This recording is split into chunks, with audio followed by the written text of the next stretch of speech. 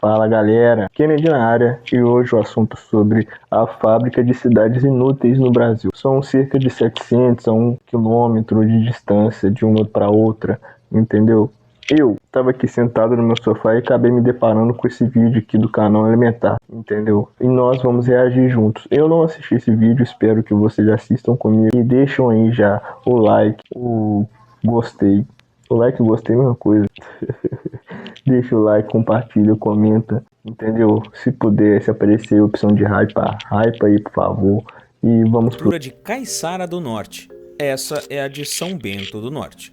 Aparentemente nada demais, exceto que elas ficam a apenas 700 metros de distância uma da outra. As duas cidades juntas não somam 10 mil habitantes. Já essa é Moita Bonita, uma cidade de 11 mil habitantes no interior de Sergipe. Ela tem prefeito, Câmara de Vereadores, secretarias, concursos públicos e folha de pagamento. O que ela e as outras cidades não têm é dinheiro suficiente para bancar nada disso. Quem será que tá bancando essa brincadeira aí? Será que é o meu dinheiro? Será que é o seu dinheiro? Veremos. Moita Bonita não é o caso isolado, tanto que está a 30 minutinhos de Santa Rosa de Lima, outra cidadezinha minúscula com pouco mais de 4 mil habitantes e, claro, com toda a estrutura pública supostamente necessária. Parece ridículo, mas piora. O Brasil tem até uma cidade com 800 habitantes, Serra da Saudade, em Minas Gerais. E tem vários outros exemplos de norte a sul do país. De acordo com a estimativa populacional 800 moradores. 800 moradores. do IBGE, aproximadamente 44,3% dos municípios do país, 2.466, têm menos de 10 mil habitantes. O Brasil tem 5.570 municípios e mais da metade deles encerrou 2024 no vermelho. Pequenos municípios com menos de 50 mil habitantes que acumularam 5,8 bilhões de reais em déficit. Isso porque cerca de 70% da receita de um município brasileiro vem de transferências da União e dos estados. Na prática, boa parte dessas cidades não se sustenta. Isso tudo é bancado por você e pelo resto do país. Existe uma lei de responsabilidade fiscal para evitar exatamente isso. Mas quando mais da metade das prefeituras do Brasil quebra ao mesmo tempo, talvez o problema não seja a gestão, mas sim as próprias cidades que talvez nem deveriam existir. E como a farra no Brasil não acaba, no momento existem 400 distritos buscando emancipação de suas cidades. Claro, provavelmente alguns devem fazer sentido, mas tenho certeza que a maioria não. Então, quantos municípios brasileiros são inviáveis financeiramente? E por que o Brasil continua criando e mantendo cidades que não conseguem se sustentar? Cabide eleitoral, grana rolando, chovendo dinheiro, chovendo imposto.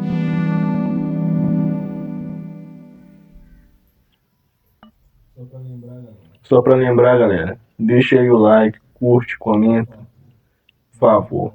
Vamos ajudar aí o CLT recaído.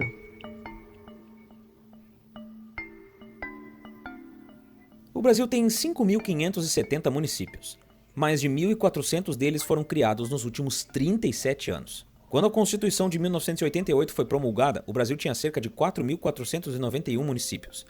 Desde 1967, criar uma cidade exigia cumprir regras federais fixas. Mínimo de 10 mil habitantes, ao menos 10% deles eleitores, arrecadação equivalente a 0,005% ou 5 milésimos da receita estadual de impostos e pelo menos 200 casas no futuro núcleo urbano. A nova Constituição jogou fora esses limites que já eram frouxos e cada estado passou a definir suas próprias regras, precisando apenas de um estudo de viabilidade e de um plebiscito. Com a porteira aberta, estados como o Acre passaram a exigir apenas 1.500 habitantes. É por isso que a gente tem a impressão que o Acre nem existe. Isso significa que qualquer aglomerado com um mínimo de organização política conseguiu se emancipar. E emancipar significava ter prefeito, vice-prefeito, Câmara de Vereadores, secretarias e folha de pagamento. O que ficou conhecido como a Farra das Emancipações resultou em 1.400 novas cidades entre 88 e 96. Nem todas com capacidade de se manter de pé. Só que criar uma cidade exige muito menos do que manter ela. Desde 1988, estados e municípios passaram a ter mais responsabilidades, como saúde, educação, assistência social e infraestrutura. Isso significa que cada cidade deve obrigatoriamente fazer algumas coisas. Prestar serviço. Mas não faz. O que faz é arrecadar imposto, jogar uma parte pro governo e segurar o resto, mas investir na cidade, que é bom nada. O PIB lá embaixo. Serviços públicos de interesse local, que é bem aberto para permitir qualquer coisa, como shows superfaturados. Foram 1 bilhão em 2 anos. Manter programas de ensino e atendimento à saúde, esses em cooperação com a União e o Estado. Mas só 7% dos municípios têm um bom desempenho em educação e apenas 6,2% dos municípios do país têm um serviço público de saúde de boa qualidade, segundo uma avaliação de 2012, que foi abandonada depois de pressão política de prefeitos envergonhados. E 70% dos desvios nas cidades afetam a saúde e a educação. Promover adequado ordenamento territorial, que geralmente depende de um plano diretor que só é obrigatório para cidades com mais de 20 mil habitantes. Regulamentar, conceder, permitir ou autorizar os serviços de saneamento básico e transporte, que é a porta aberta para fraudes de licitação, corrupção e superfaturamento. Organizar e manter os serviços de fiscalização necessários ao exercício do seu poder de polícia administrativa, o que reflete em um Brasil com os piores índices de transparência do mundo, e instituir e arrecadar os tributos de sua competência, e 25% das cidades não conseguem fazer nem o mínimo para existir.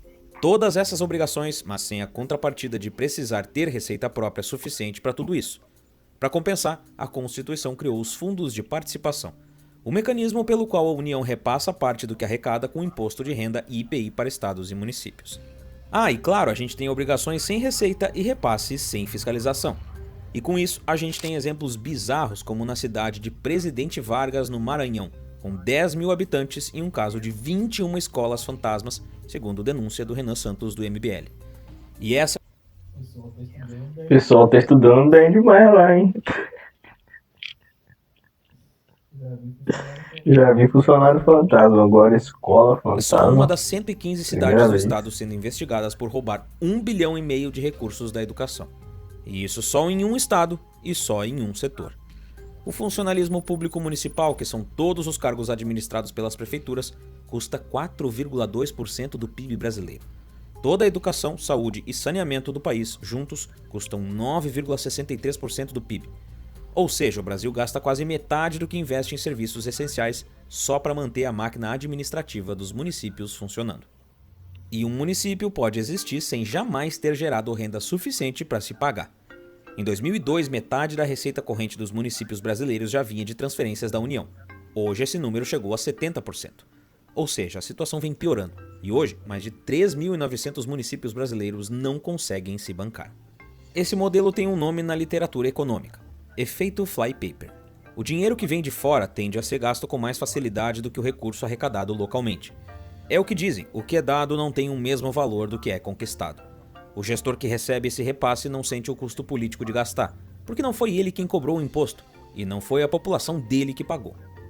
Então, o que acontece quando um município entra no vermelho? Antes de responder isso, eu preciso te dizer uma coisa. Fazer vídeos expondo problemas do país pode gerar incômodo, principalmente quando o assunto envolve política. Então, o que acontece quando um município entra no vermelho? A resposta mais direta está na matemática política. Cada município é um ente federativo autônomo. Matemática é uma coisa que as contas não batem. Nunca vai bater. Isso significa prefeito, vice, secretários, Câmara de Vereadores e toda a estrutura administrativa que vem junto. São cargos, salários e poder político local. A gente sabe que essa gente não é barata e quem ocupa essas posições tem interesse direto em manter a cidade como cidade, e não interessa se ela é viável ou não. Hoje o número de vereadores e assessores em todo o Brasil supera 580 mil pessoas. Somando executivo e legislativo, são quase 730 mil pessoas custeadas pela máquina pública municipal. E acontece o que todo mundo já sabe e fica tapado de nojo. Município pequeno, longe dos holofotes, com pouca imprensa local e eleitorado reduzido. Esse é o ambiente fértil para o clientelismo, que é a distribuição de cargos e contratos públicos como moeda de troca por votos e lealdade política. Não é possível afirmar que todos os municípios inviáveis funcionam assim, apesar de que já falei de casos aqui no canal como Itaubal e Turilândia. Não, mas se todas as cidades que... É difícil. Se são inviáveis, galera, então não se mantém. Se não se mantém, quem paga? Quem paga a Mas um conta aqui? prefeito de cidade de poucos mil habitantes, que nomeou parte dos eleitores para cargos públicos, não tem nenhum incentivo para defender a fusão com o município vizinho. Fundir significa perder o cargo e, com ele, o controle sobre o orçamento e sobre os comissionados que botou para trabalhar para ele. E é assim que nascem as rachadinhas e as fraudes em licitação, e assim que políticos no topo enriquecem. E esse interesse político é organizado. Hoje, pelo menos 462 distritos em 17 estados brasileiros pressionam o Congresso para se tornarem municípios independentes. O movimento é mais forte no Norte, Nordeste e Centro-Oeste, regiões onde a dependência de transferências federais já é maior. Os argumentos são legítimos em parte. Alguns desses distritos ficam a mais de 300 quilômetros da sede do município ao qual pertencem. Em Rondônia, lideranças locais relatam que o deslocamento até uma unidade de saúde pode levar mais de 24 horas de barco. Mas falta de acesso a serviços não justifica criar uma máquina administrativa inteira. Se a necessidade da população é acesso a médicos, construir uma UPA local pode ser mais viável que uma prefeitura inteira. Para um município fazer sentido existir, ele precisa conseguir bancar pelo menos uma parte relevante dos próprios gastos. E isso depende de uma coisa simples: atividade econômica. Comércio, serviços, indústria, turismo e agronegócio. Qualquer coisa que gere impostos locais, como IPTU e ISS. Sem atividade econômica não há base tributária. Sem base tributária não há receita própria. E sem receita própria, a cidade vive inteiramente do que a União e o Estado repassam. E a gente vê isso acontecendo demais. Às vezes em um espaço menor que um bairro de muita cidade. No raio de 25 quilômetros de Caiçara do Norte e São Bento do Norte, existem mais 3 municípios. Juntos, os 5 mal somam 20 mil habitantes, mas somam mais de 100 departamentos públicos entre secretarias, câmaras e gabinetes. Cada um com seu orçamento, seus cargos e sua folha de pagamento, e suas festas de final de ano com artistas cobrando cachês milionários. O Congresso tem um projeto de lei que regulamenta as regras para criação, fusão e incorporação de municípios. O PLP 137 de 2015 impõe critérios mais rígidos do que os usados nos anos 90. É muita grana que rola, né, cara? Nossa, é muita grana. Tá doido. População mínima de 6 mil habitantes no Norte e Centro-Oeste, 12 mil no Nordeste e 20 mil no Sul e Sudeste. Exige arrecadação própria comprovada e proíbe emancipações em áreas de preservação ambiental e reservas indígenas. Mas o texto está parado há 10 anos na Câmara e segue sem previsão de votação. Toda vez que avança, encontra resistência, seja do Executivo, que vetou projetos anteriores, seja de grupos de pressão que querem critérios mais frouxos.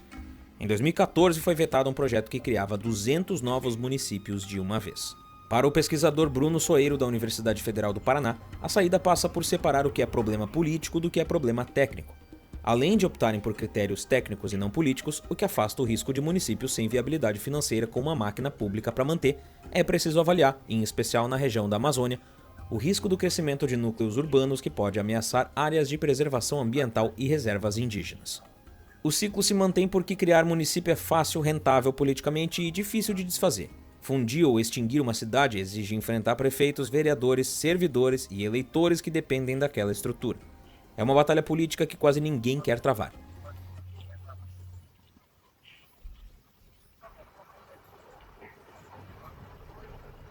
E enquanto essa batalha não acontece, o Brasil inteiro continua pagando a conta.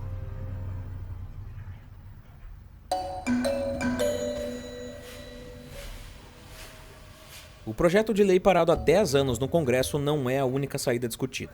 Pesquisadores e especialistas apontam caminhos alternativos que não passam necessariamente pela extinção de cidades. Uma das propostas é a regionalização de serviços. Em vez de cada município ter seu próprio sistema de saúde, educação e transporte, municípios vizinhos poderiam compartilhar essas estruturas. O município maior absorve as funções administrativas, o menor contribui com o que pode e a população dos dois é atendida. Já existe um mecanismo legal para isso, os consórcios intermunicipais. Mas a adesão Vocês ainda acham baixa que e eles vão depende abrir de mão? vontade política Vão local. abrir mão Outra proposta é da criar... mamada deles poder unir a outra cidade? Só se tiver um decreto mesmo, que se não tiver...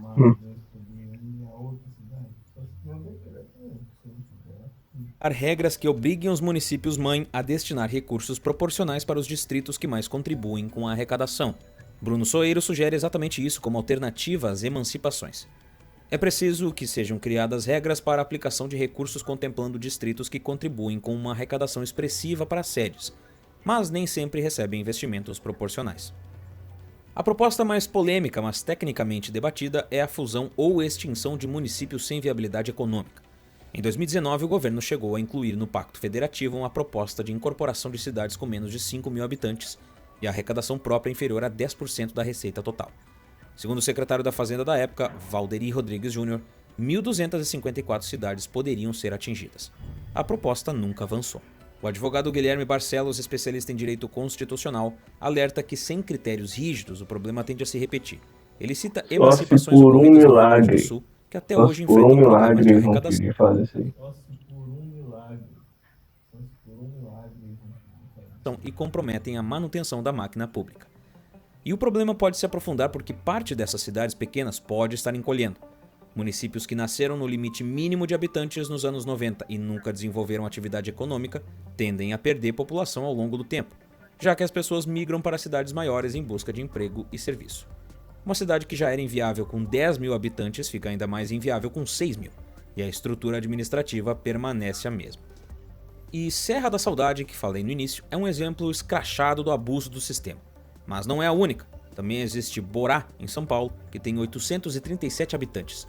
Aranguainha, no Mato Grosso, 935. Os três menores municípios do Brasil somam menos de 2.700 pessoas e cada um tem a prefeitura Starter Pack clássica de Brasil. As pessoas dessas cidades merecem serviços públicos e isso não está em debate. Mas a gente precisa se questionar se manter uma estrutura administrativa completa para cada aglomerado de algumas centenas ou poucos milhares de pessoas é a forma mais eficiente de entregar esses serviços ou se existem modelos mais inteligentes que atendam melhor gastando menos. Enquanto essa resposta não chega, Caiçara do Norte e São Bento do Norte continuam separados por 700 metros e por 2 folhas de pagamento. E o Brasil continua pessoal, chegamos mais no fim de um vídeo falando sobre os absurdos aqui desse Brasil. Eu espero que vocês me ajudem curtindo, compartilhando, dando hype, poder me ajudar a sair dessa lama que o Brasil faz a gente ficar. Então é isso, pessoal, até a próxima. Valeu.